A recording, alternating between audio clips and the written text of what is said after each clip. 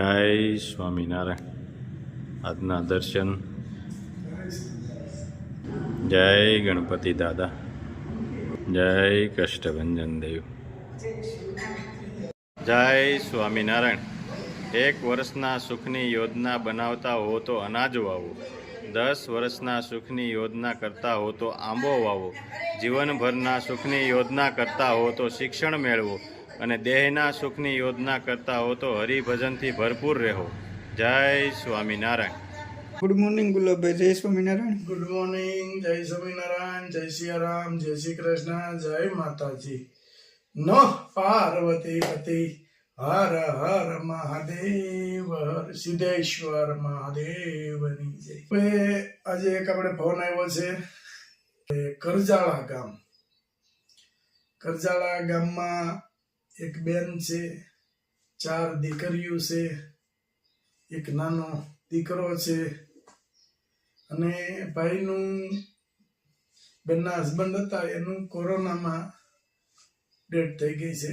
એટલે બેનનો ફોન હતો કે નાનું એવું ગામ છે કરજાળા, એટલે કંઈક બહુ એને મજૂરી કામ કે કંઈ મળે નહીં. એ બેનનો એવો ફોન હતો કે અમને ખાવા પીવાની બહુ મોટી તકલીફ છે, એ કે પૂરું નથી પડતું, તમે આવો. એટલે આજે આપણે કરજાળા જવાનું છે. કરજાળા જઈ બેનની કેવી પરિસ્થિતિ છે જોઈએ અને પછી આપણે એને કીટનું કંઈ પણ આપણે હશે તો કરશું. એટલે આજે કરજાળાનો કાર્યક્રમ છે. કરજાળા જઈ આવીએ અને પછી આપણે તમને બ્લોગમાં બતાવશું જે કંઈ હશે. કારણ કે નાની દીકરીઓ છે અને મેં બેને એવું કીધું કે દીકરો બધા દીકરીઓ કરતા નાનો, અને એ જ્યારે એનો જન્મ નહોતો થયો ત્યારે એના પપ્પા જતા રહ્યા છે. એને એના પપ્પાને જોયા નથી. એટલે પરિસ્થિતિ થોડીક ગામડું છે એટલે વધારે પડતી ખરાબ હશે એવો હું અંદાજ લગાવી શકું છું. કારણ કે આપણે ઘણી જગ્યાએ જઈએ છીએ તો અહીંયા પરિસ્થિતિને આપણી કલ્પના બહાર બધી નીકળે છે. એટલે મેં આટલા ટાઈમ તો આપણે આ કામ કરીએ છીએ એટલે અમુક અંદાજ ઉપર ખબર પડી જાય કે નાનું ગામ છે, આટલા લોકો છે, એટલે પરિસ્થિતિ થોડીક વધારે ખરાબ હશે તો જ આ મદદ આપણી પાસે માગી હોય. એટલે 1 કીટની મદદ માગી છે આપણી પાસે. એટલે કોઈ પણને કે કીટ આપણે આપવી હોય આ બેન માટે તો અમારો નંબર છે 9903313006. આ નંબર ઉપર કોન્ટેક્ટ કરજો અને ભૂખ્યા સુધી અનાજ પહોંચે એમાં જ અમને આનંદ મળે છે. કે ભગવાને કીધું છે કે ભૂખ્યું કોઈ ન રહેવું જોઈએ. અને ભગવાનનો નિયમ છે કે ભાઈ સુખ દુઃખ તો આવવાનું જ છે. સુખ હોય તો એની પાછળ દુઃખ, દુઃખ પાછળ સુખ તો આવવાનું છે. ઉગ્યો એ આથમવાનો છે. તો આજ બેનની ઘેરે છે, કાલ સવારે આપણે ન્યાય બની શકે તો થોડામાંથી થોડું પણ કોઈની મદદ કરજો અને કોઈ ભૂખ્યો ન રહે એ એક આપણા મનની અંદર હોવું જોઈએ કે કોઈ માણસ ભૂખ્યો ન સૂવો જોઈએ. તો ભગવાન તમને જરૂર આગળ વધારશે અને તમને પ્રગતિ માટે પ્રગતિ કરાવશે. જય સ્વામિનારાયણ. નિલેશભાઈ આપણે ઘેરે પધાર્યા છે અને નિલેશભાઈના આગમન કે લોકોને આનંદ આવે છે, આપણે આનંદ આવે છે. ખાસ કરીને કે અમારા નાના રાજુભાઈને નિલેશભાઈના બાળપણના મિત્ર છે એટલે એને ખાસ કરીને આનંદ આવે છે. 2 મિત્ર હોય તો એને એકબીજાને બોલવા ચાલવામાં અને થોડીક વાર હસી મજાક કરવી હોય તો નાના રાજુભાઈને મજા આવે છે, એમ સામે નિલેશભાઈની મજા આવે છે. એટલે નિલેશભાઈનું સન્માન કે આપણે ફૂલ આરતી કરવાનું છે. આવો નિલેશભાઈ. વાહ. જય સ્વામિનારાયણ. જય સ્વામિનારાયણ. પછી આપણે નિલેશભાઈનું સ્વાગત કર્યું. હવે રાજુભાઈનું સ્વાગત કરવાનું છે. એના મિત્ર છે નિલેશભાઈના ખાસ મિત્ર એવા રાજુભાઈ સરવૈયાનું પણ ફૂલાથી સ્વાગત કરવામાં આવ્યું છે. તાળીઓ નાખે રાજુભાઈને. જોઈ લો કેટલા મસ્ત કેળુંના ખેતર આવ્યા છે અને આખા ખેતરની અંદર કેળું વાવવાની છે. અહીંયા અમારે આ ગામની અંદર કેવું વાડિયું છે, શેવડી, પછી કેળું, આવું બધું વાવવાનું હોય. અને બધું જો મસ્ત મસ્ત કેટલું મસ્ત ગામનું વાડિયું, બધી જમાવટ વાળી, બહુ એટલે બહુ સરસ રીતે વાડિયું છે. પાછળ આપણે નિલેશભાઈ બેઠા છે, રાજુભાઈ બેઠા છે. કેમ છે રાજુ? બહુ મજા છે.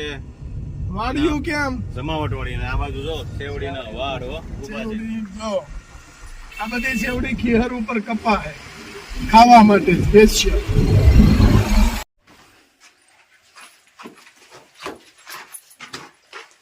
જય સ્વામિનારાયણ.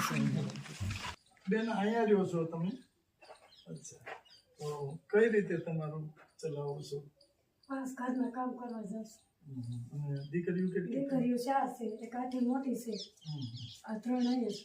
એક નાના પેટમાં હતો ત્યારે મોત થઈ ગયો. એને શું તકલીફ છે? કોરોના થઈ ગયો. હું ગામની દીકરી છું. હા હા બરાબર. 4-5 ઘરના કામ કરવા જાઉં છું, કચરા ફેરવા. તો પૂરું પડી જાય છે તમારે? પૂરું ન પડે તો શું કરું?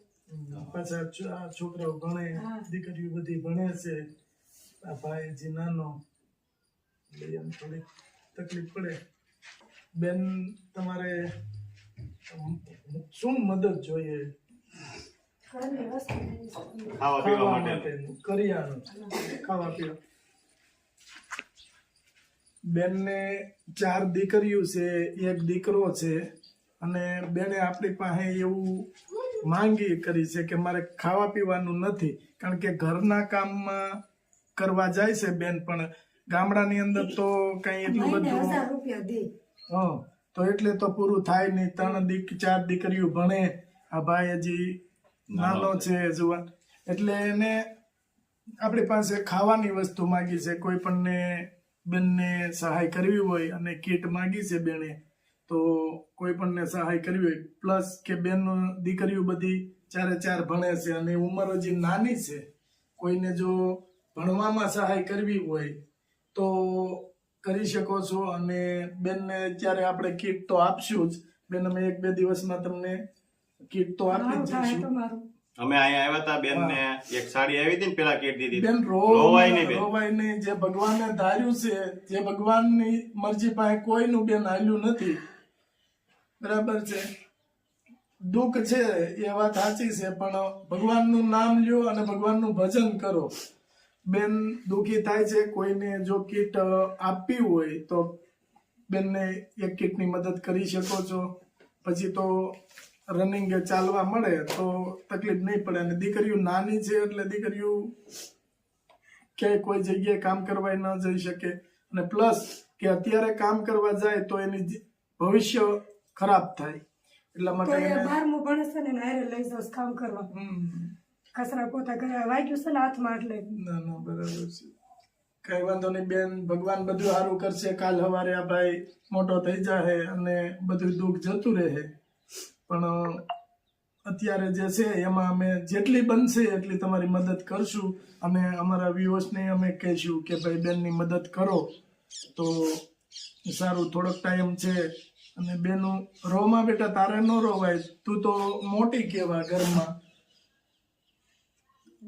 બધું ભગવાન સારું કરી દે બેન. ઉપાધિ ટેન્શન તમે બિલકુલ નહીં લેતા, કારણ કે ભગવાન જે દુઃખ નાખ્યું છે ને એને સહન કરવાની શક્તિ એને જ આપવી પડે છે.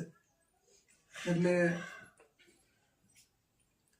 ઈશ્વરની લીલા છે આ બધી.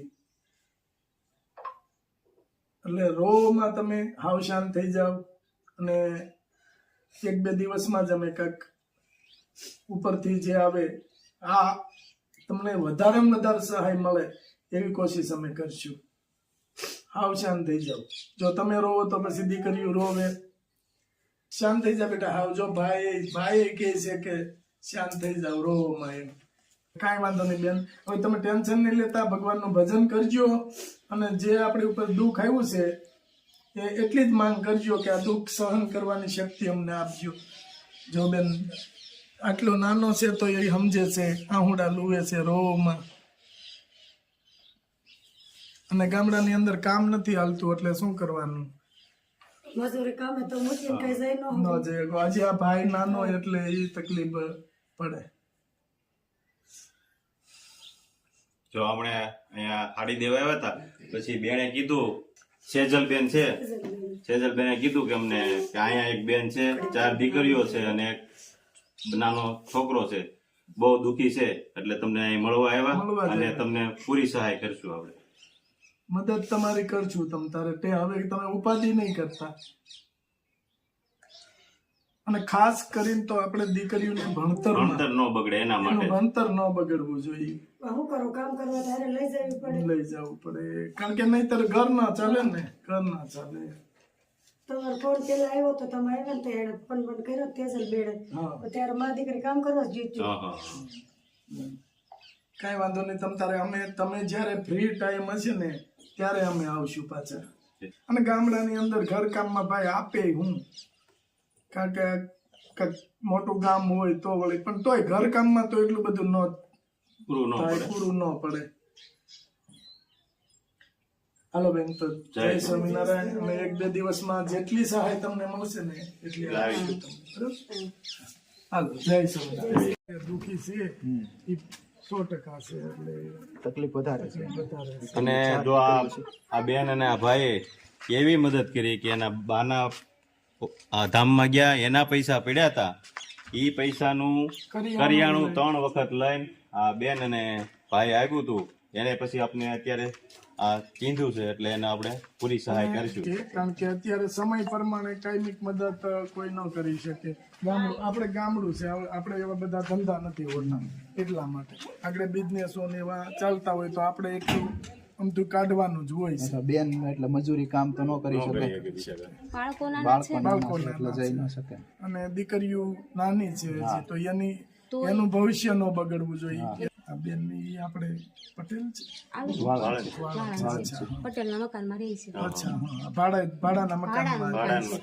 ભાઈ આ તો કોરોનામાં વૈયા ગયા છે એટલે એ તો બધું ઈશ્વરી ગતિ છે, એમ કઈ વાંધો નહીં. છોકરાનું મોઢું પપ્પાએ નથી જોયું. હા, એમ ઈ તો એનાથી વધારે વિશેષ એના જન્મ પહેલા જન્મ પહેલા જ ગુજરી ગયા. જન્મ પહેલા જ ગુજરી ગયા. અને કાંઈ વાંધો નહીં, આપણે થાય છે ને એટલી મદદ કરીશું. અને બધા આપણે સાથ આપે છે અને આપણે મદદ કરશું, ચોક્કસ કરશું. એટલે દાદીમાને પૈસા હતા ને બીજું કોઈને આડાવડા દેવા નથી. બસ નકર જાજેભાઈ નું શું હોય કે બેનું દીકરીઓને આપો. એને દીધા જ નહીં કોઈને. હા, બસ ખરેખર જરૂર છે ન્યા આપો. એમ બેનું ને તો શું છે, એ એની રીતે સક્ષમ હોય એટલે એને તકલીફ ન હોય. અને એને કદાચ આપણે 5,000 10,000 આપી તો એને દેખાય નહીં કેટલોક સમય. પણ આ લોકો જે ભૂખ્યા રહે છે ને એને પહોંચે ને એવી વસ્તુ જ મગજમાં રાખવાની. આપણે ગમે એવું શાક હોય ને ઘરમાં આપણે કી લેતા જવું છે તરત ત્યાં. હા, પણ બિચારાને શું કરવાનું? અને અમારા ઘરે તો છૂટી જ હોય, ગમે એ માગે ને ઘઉં છે બાજરી છે હા, તરત મારા સાસુ આપી દે. ના. અને એ જ સાચું છે બેન, જે તમે બીજા પ્રત્યે દયાભાવ છે ને એ જ સાચું છે. બાકી પૈસો તો દુનિયામાં અઢળક પાસે છે, પણ જીવ હાલવા ઉપર આધાર છે. ભાઈ, જય સ્વામિનારાયણ. જય સ્વામિનારાયણ. આવજો બેન, હા, જય જલાલ આવો થઈ. હા.